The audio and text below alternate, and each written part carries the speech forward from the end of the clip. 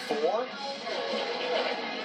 Most laps run in this practice session. Casey Kane, Jimmy Johnson, Ryan Newman, Chase Elliott, Dale Earnhardt Jr. And they are all Hendrick power. Now, Dale Earnhardt Jr.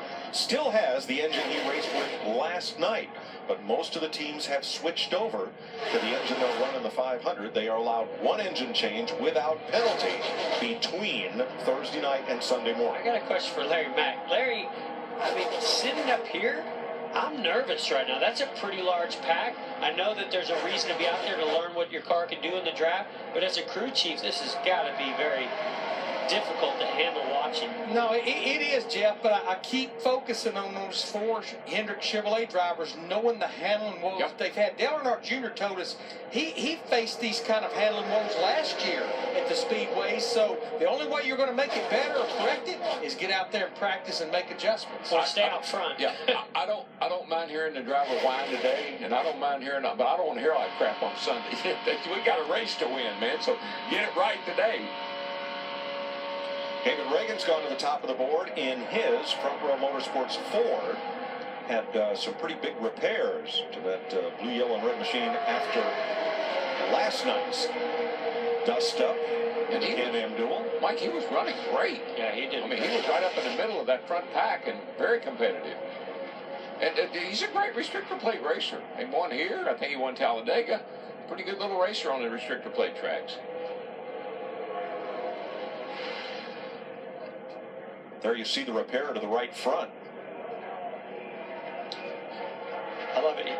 Still have the remnants of the brush up with the wall from last night. They'll fix that up. They say, hey, let's not fix that just yet, just in case something happens here in practice. I loved it this morning when you brought Jerry. All I could smell was Bondo. You don't do that very often, do you, Larry? Not with these cars. Look at this. Chase Elliott still keeping up the aggressive moves, even in practice. As he gets to the rear bumper, Ryan Newman gives him a little shove. I think these guys, like the 48 and even the 88, they're just trying to put themselves in the conditions and the positions they've been in where they've gotten in trouble. I think they're just trying to document they got these cars up under these drivers the way they need to be.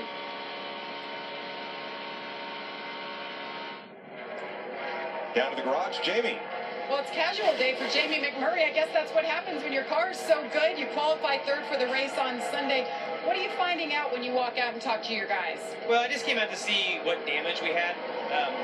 You don't really know when you're in the car. I knew we had contact a couple of times. So I just came out to kind of see what damage. There's a little bit on the nose, but it wasn't noticeable because they've already fixed it. So, yeah, I just came out to say hi. I didn't get to see everyone after the race last night. Our kids were asleep in the bus, so I was trying to get back over there early enough that I didn't wake everybody up.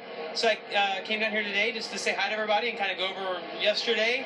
And they're going to put a new motor in, and we're going to run a couple of laps tomorrow, and that'll be it. All right, pretty easy day. The guy's gone to work, and Jamie, very happy. I bet if he had won that duel last night, those kids would have been awake and getting pretty excited to go to Victory Lane. Here's Matt. The 22 team looking beyond today. Todd Gordon has laid out his entire game plan for the weekend. Simply, he's going to run one more run during this session. Then they'll run again more single car runs in the second session today. At the conclusion of today, then they'll take out the engine, put in their 500 engine, and do basically a leak down test on Saturday and park it for the 500. He says simply right now, we're acquiring data.